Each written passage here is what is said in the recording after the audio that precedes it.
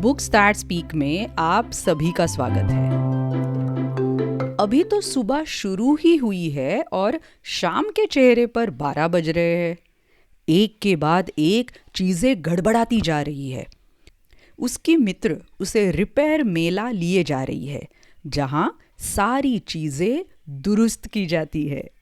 सुनते हैं कहानी एन समय पर, original story a stitch in time by Pratham Books. कहानी लिखी है हिमाद्री दास और वीणा प्रसाद। चित्रांकन अंकिता किणी। हिंदी में अनुवाद मनोहर नोतानी। कहानी का वाचन आसावरी दोषी। कहानी के लिए आभार स्टोरी वीवर।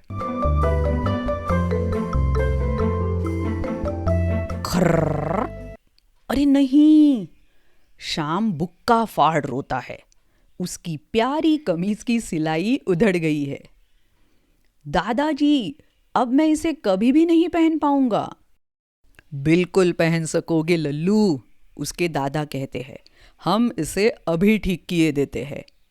दादाजी एक सुई नीले रंग के धागे की एक रील लेते हैं। वो शाम को दिखाते हैं कि किस तरह उधड़ी सीवन को सीकर वापस जोड़ा जा सकता है, एकदम पहले जैसा। शाम की दोस्त श्रीषा घर आई हुई है। वो कहती है, चलो साइकिल चलाए। 1 मिनट, शाम ने कहा। पहले मैं ज़रा अपनी कमीज पर इस्त्री कर लूं।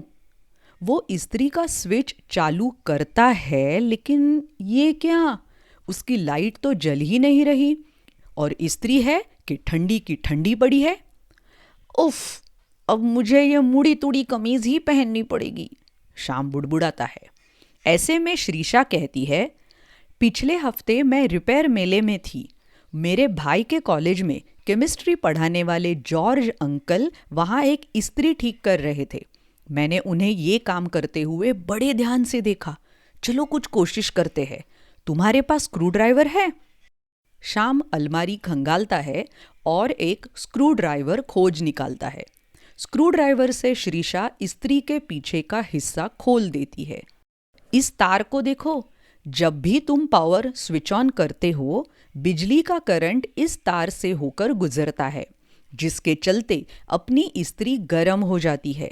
इस प्रक्रिया को कंडक्शन कहते हैं, श्रीषा बताती है।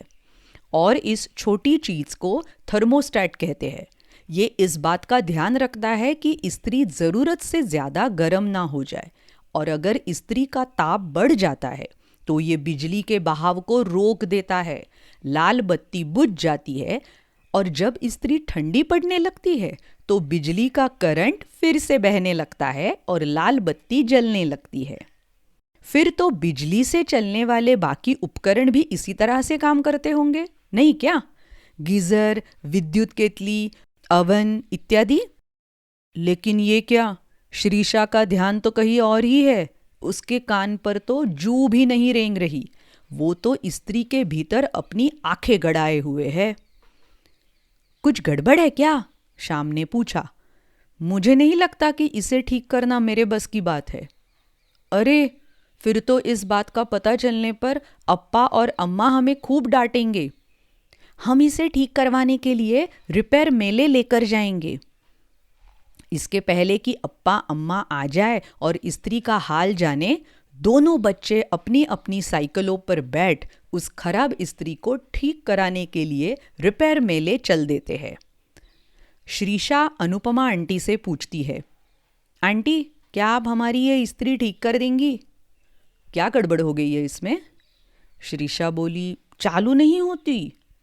अनुपमा आंटी ने एक छोटा सा बक्सा खोला, जिसमें कई किस्म की तारें भरी हुई थी। ये एक मल्टीमीटर है, आंटी कहती है। इससे ये पता चलता है कि इस्त्री के सभी हिस्सों में से करंट बह रहा है कि नहीं। चलो प्लग से शुरू करते हैं। इसके बाद आंटी इस्त्री के सारे हिस्सों की जांच करते करते एक छोटे से तार पर पहुंचती है। प्लग के ठीक बाद ये छोटा तार दिख रहा है, ये टूटा है। वैसे ऊपर से यूं देखने पर तो इसमें कुछ गड़बड़ नजर नहीं आती, लेकिन ठीक यही गड़बड़ है।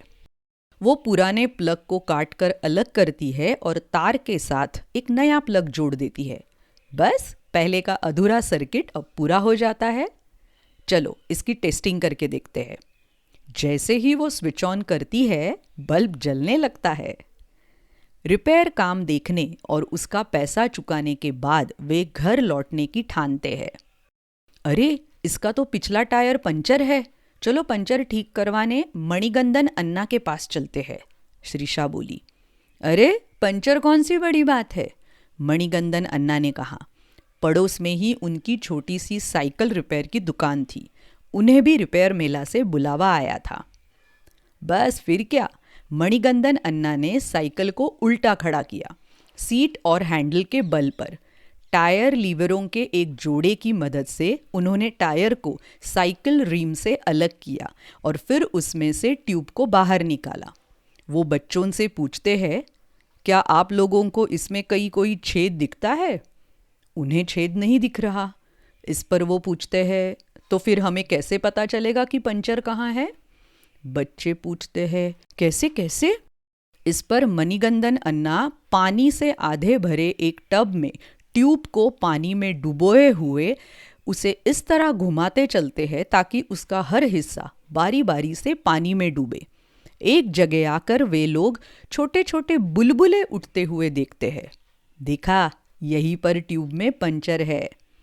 तब वो एक पुरानी रखी ट्यूब में से रबड़ का एक छोटा टुकड़ा काटकर निकालते हैं। छेद के आसपास ट्यूब को पकाकर रेगमार से वो उसे समतल करते हैं।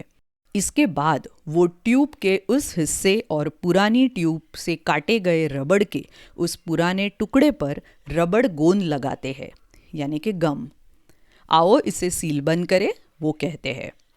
श्याम रबर के टुकड़े को छेद पर रखता है और जोर से उसे नीचे की ओर दबाता है। श्याम कहता है, अगर साइकिल, छाता, जूता और दूसरी चीजें ठीक करने वाले पेशेवर मरम्मत करने वाले ना होते तो पता नहीं हमारे चारों ओर कबाड़ का ना जाने कितना बड़ा पहाड़ बन जाता। टायर ठीक हो गई, इस्त्री भी ठीक हो गई और लौट के बुद्धू घर को आए। और क्या चाहिए भला? फेंको नहीं, काम में लाओ। हमें इंसानों द्वारा पैदा किए गए कभी ना खत्म होने वाले कबाड़ को कम करने की सख्त ज़रूरत है। ऐसे में हमें बनाओ, बचाओ और काम में लाओ वाली हमारी परंपरा को जारी रखते हुए लो, बनाओ और फेंको ये चलन को छोड़ना होगा। इस कहानी की प्रेरणा रिपेयर कैफ़े बेंगलुरु से मिली है। रिपेयर कैफ़े निःशुल्क कार्यशालाएं संचालित करता है, यानी कि फ्री वर्कशॉप्स, जहां अलग अलग उम्र वाले लोग एक साथ होते हैं और चीज़ों की मरम्मत करने की परंपरा जीवित रखते हैं। तो कैसी लगी ये कहानी? चीज़ें रिसाइकल, रीयूज़ और रीपर्पस करने के लिए आप भी ऐसे बहुत सारे उपाय ज़रूर अपनाते होंगे। हमारे साथ ज़रूर शेयर कीजिएगा। ईमेल आईडी है contact.booksthatspeak@gmail.com। मिलते हैं अगली प्रस्तुति में। बाय बाय, धन्यवाद।